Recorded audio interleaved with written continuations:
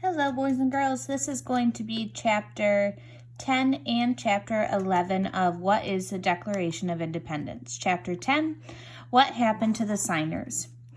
All the men who wrote their names on the Declaration of Independence knew they were putting their lives on the line. The simple act of writing their signatures meant they might be executed.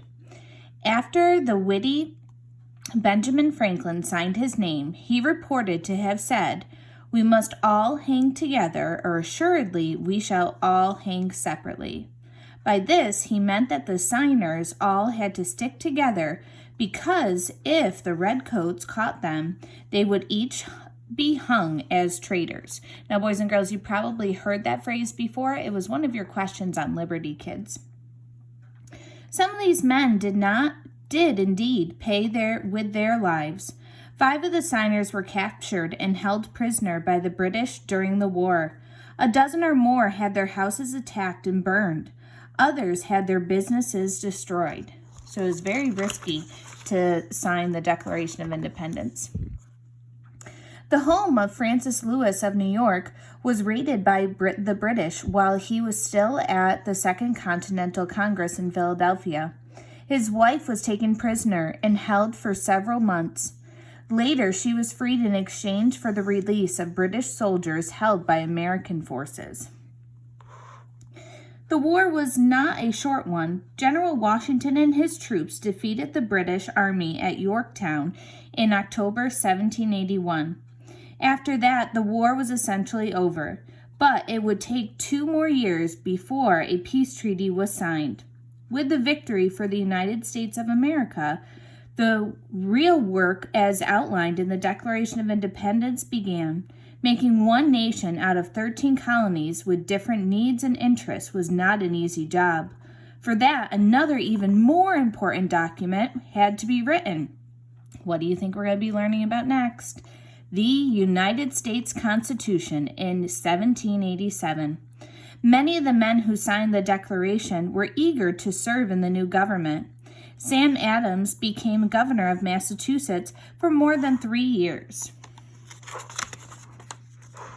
John Hancock was also elected governor of Massachusetts many times between 1780 and 1793, the year he died. Richard Henry Lee was appointed one of the first senators from Virginia after the Constitution was passed.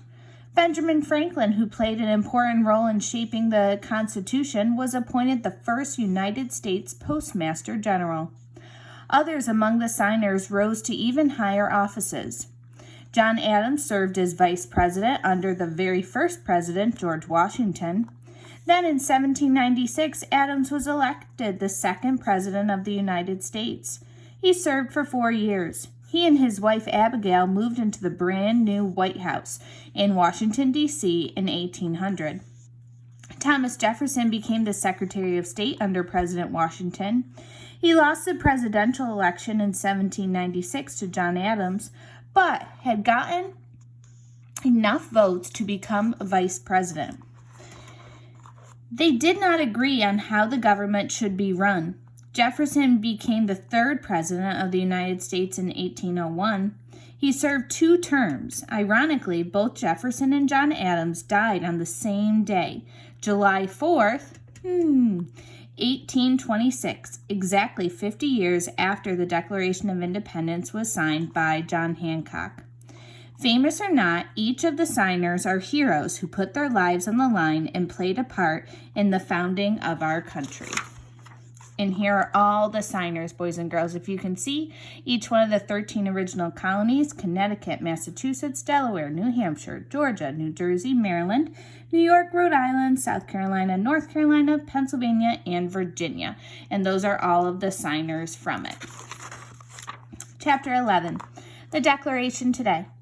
The Declaration of Independence is one of the most important political documents ever written in all of human history. It has inspired people around the world to demand their freedom in the 240 years since it was written. After it was signed in 1776, the original Declaration of Independence was moved many times to different locations. Since 1952, that's over about 60 years, boys and girls, it has been kept in the National Archives building in Washington, D.C., where tourists may see it. The document is very faded and has suffered a lot of damage over the years. Even so, you can still read some of the names of the people who signed the Declaration, especially John Hancock's large signature.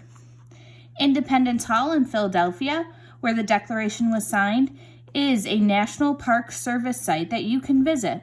You can sit in the assembly room and imagine what it was like when the founders of our country argued over what the new United States would be like. Unfortunately, the house where Thomas Jefferson rented a room and wrote the Declaration of Independence was torn down in 1883. However, based on photos taken in the late 1800s, the National Park Service was able to recreate the building and room in 1975. So they were able to make it look just like it looked when Thomas Jefferson was writing it. It is open to visitors. A key to Jefferson's desk is one of the few original items there. Who knows, maybe Jefferson used the key to lock up his drafts of the original Declaration. If so, it's one of the most important keys in U.S. history. And boys and girls, here we have just a timeline. I'll put a picture of the timeline just so you guys can look through it of really the beginning when we had the French and Indian War happen. Remember, that's when colonists really were getting upset.